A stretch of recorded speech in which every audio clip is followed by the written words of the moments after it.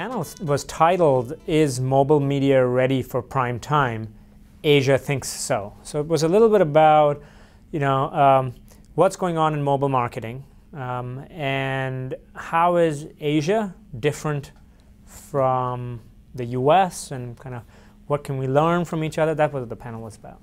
Good discussion. There had a couple of people from Japan. So Japan was the only Asian market represented, which I think is a bit kind of one-sided, because I just finished a trip to Japan, Korea, Hong Kong, and China.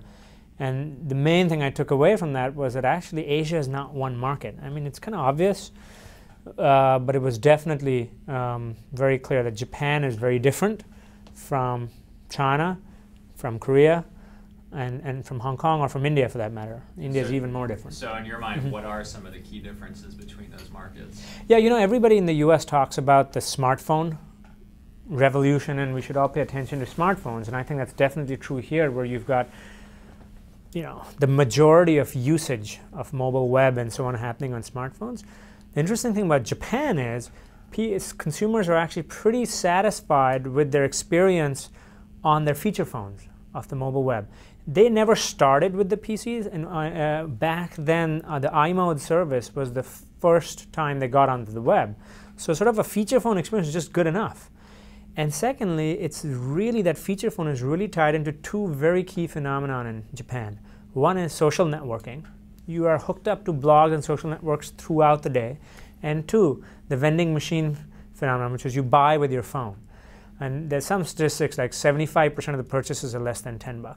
So when that feature phone is so connected to your lifestyle, the smartphone is seen as a substitute for the PC and not for the feature phone. And so Japan, I think, is going to move differently. We can't just think, oh, it's all about smartphones. China and Korea are a little different. There, the feature phone adoption is skyrocketing. Most of the usage is happening there. India, still, feature phones are very, very new. It's all about Nokia S40. So I think the short answer is the different markets in Asia are different from each other, and definitely different from the US. So China and Korea, I'm sorry, it's very much a smartphone phenomenon. Feature phones are mostly used, and same in India. China, Korea, India, feature phones being used mostly for messaging, right? So when I think about mobile media, I think about mobile web, I think about mobile video. And where is that happening? And in the US, we say it's happening all on smartphones. Smartphones drive the bulk of that usage. In Japan, most of the mobile web usage is happening on feature phones. But in China, India, and Korea, the web explosion, usage of mobile web is coming from smartphones now. It didn't have that broad base of the iMode web experience that people just think is good enough for me. The interesting thing is that iMode experience is not that hot, to be very honest. I made one of the guys do it, and you type in, you go to the iMode page, you type in the URL you want to go, it gives you 16 links, right? And then you pick the link that you're going to go to. That's what I had on my old feature phone, and I hated it. Right? So but it's because walled garden. It is a walled garden. iMode is a walled garden, but the thing is, it's where our anchor is. Here, if I'm going to have that kind of experience, I'd rather wait till I get back to my PC, right? But if you don't have that PC anchor and benchmark and penetration, then that's what you live with, and that's what you're happy with. It's just about. A smartphone is anything the way, and this definition is changing, by the way, but the way we define smartphone is anything that has an open operating system. So iPhones, Androids, Blackberries, Windows mobile phones, and if you want to count Palm, soon to be some HP smartphone, right? And feature phones are anything that doesn't have an open operating system. So your Motorola Razr or all your Nokia phones and things like that. Oh, and thinking globally, Symbian S60 is also a smartphone platform. And then you're talking about Bada, and there's a bunch of others coming. But over time, this is going to evolve, because what used to be the next great feature is going to become the least common denominator, right? Like every phone now has a camera on it practically. So just having a camera doesn't make you a smartphone anymore. So it's going to start. We'll have to adjust the way we define that in our measurement. So by open, you say it's that third-party application developers can create apps for the phone, and that makes it. That's one clear way to look at it. Another way to look at it, and these are all ands. Like the other thing is it's an open browser. So to get out onto the internet, you just go. You don't have to go through a walled garden and things like that. Different markets have different levels of sophistication in mobile media consumption. So how do marketers tailor their efforts to those markets? And I don't think I said that the US is less mature than China or Korea. I think there are dimensions of it. So, but you know, to answer your question, a lot of marketers say, oh, is mobile ready? And mobile is not one vehicle, right? You've got, and let's just lay these out because it's important. You've got messaging, right? You've got the mobile web, right? So you can do SMS ads and MMS ads. So when I get a tennis score from ESPN texted to me, it'll tell me this is brought to you by the Nissan Maxima. So that's one vehicle. Mobile web is banner ads at the top. When I looked at NBC Olympics, I saw Coca-Cola and a Visa ad. This is a couple years ago. And I see them in the FIFA application also. Third is video, right? And I'm lumping applications into the web experience because most applications get you through a browser, right? So let's think of these three. And I think the way marketers should manage it is they should figure out which media vehicle makes sense in which market. So let's take a couple of examples, right? In the US, there's not a whole lot of SMS advertising going on right now, right? I mean, consumers, SMS is primarily a peer-to-peer phenomenon. So you don't insert ads in it, right? But mobile web is huge. You've got 70 million mobile web users, and display ads are going on, and now 1 billion invested in Google and AdMob. So mobile web and apps you've got to really think about. But mobile video, it's also a little too early. 20 million users, mostly streaming YouTube stuff. So I would say, you know, when you're looking at the US, why don't you start focusing on the mobile web, right? Now let's shift gears to, let's say, China, right? So very heavy messaging market, right? And particularly multimedia messaging, so picture messaging and so on. Not yet there I mean, still you have a lot of mobile internet users because just a small percentage of a big number is a big number. But that's still evolving, and video is not there yet. So I would say in China, you got to think about messaging as your media vehicle. So there's an example where China Mobile has a multimedia messaging newspaper. I mean, I couldn't imagine, how does anybody read a newspaper in an MMS? You scroll, and they have ads in it, and they make $30 million a year off of it. And they've got 31 million subscribers to this newspaper, which is an opt-in for ads.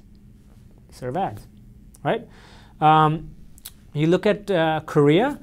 Korea has the high bandwidth 4G networks, and you have broadcast over the air video. It's got very good penetration of that video, but for some reason that I don't completely understand, the advertising model hasn't developed there. But you've got a lot of people using video in Korea. They literally have them at their desk.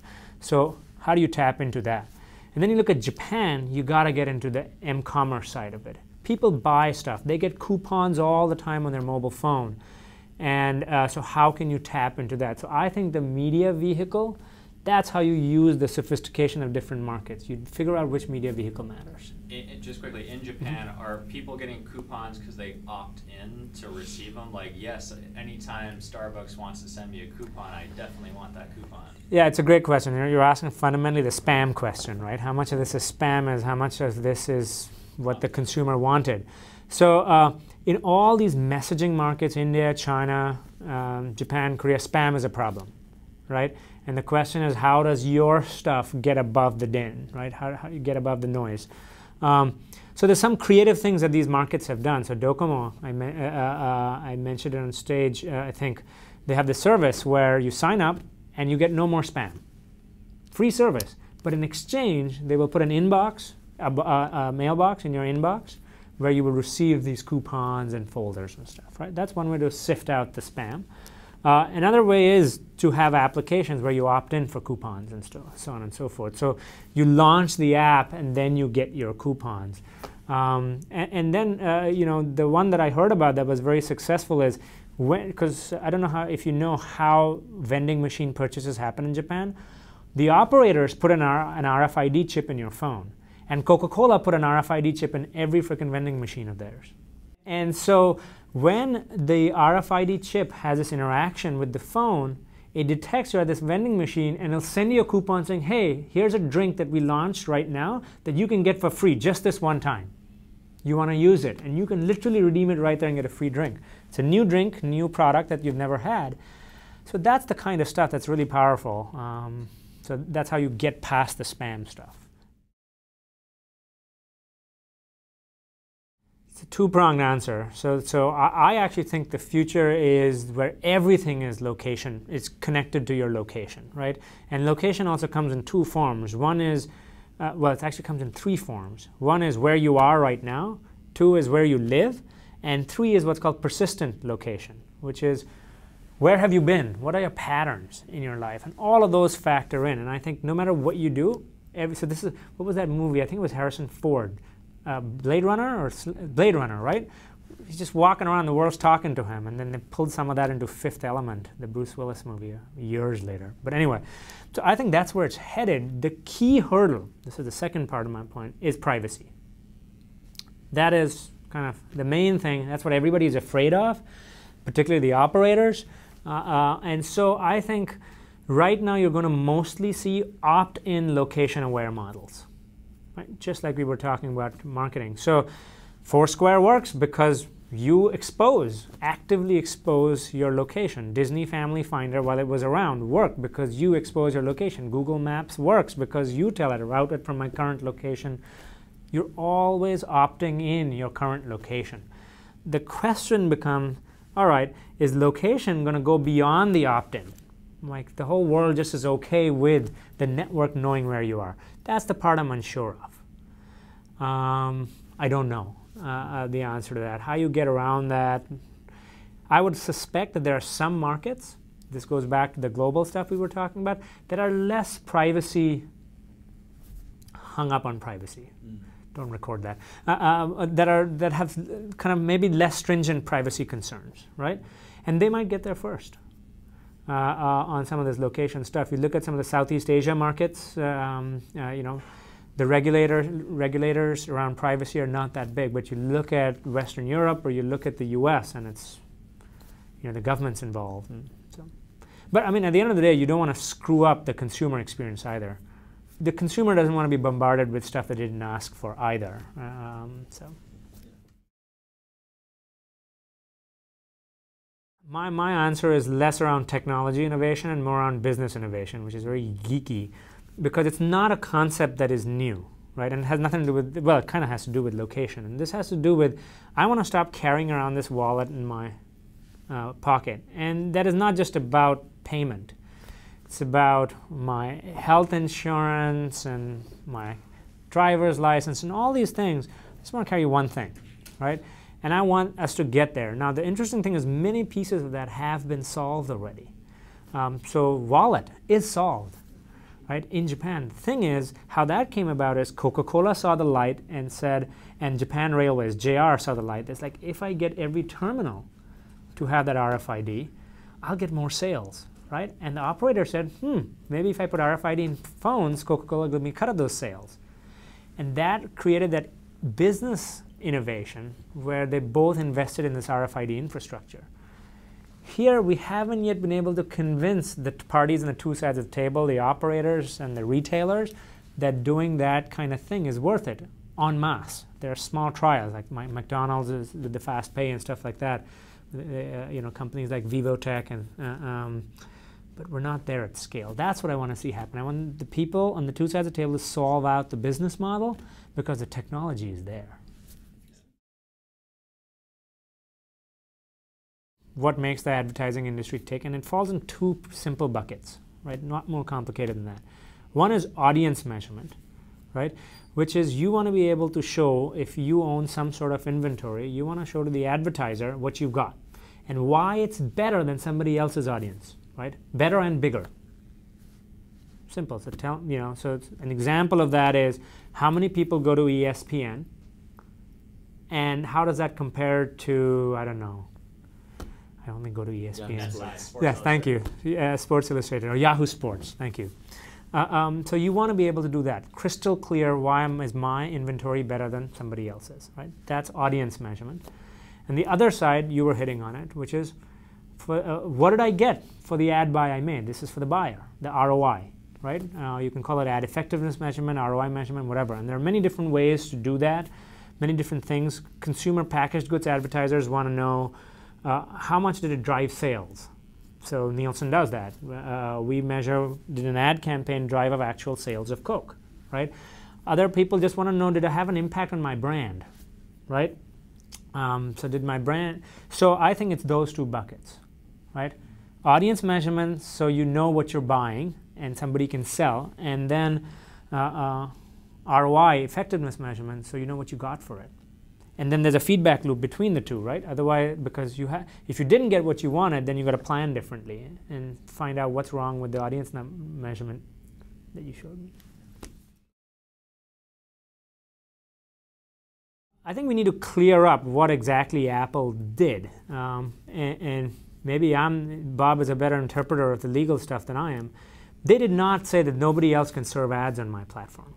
That's not what they did. They did not shut out AdMob. AdMob can still serve ads on that platform. What they said was, I'm the only person who's going to sell the premium CPM advertising. I'm going to have all this data that I won't let my app developers and all send out to somebody else like AdMob and so on, so that they can compete with my. So I'm the one who's going to be premium, but I'm iAd only, right?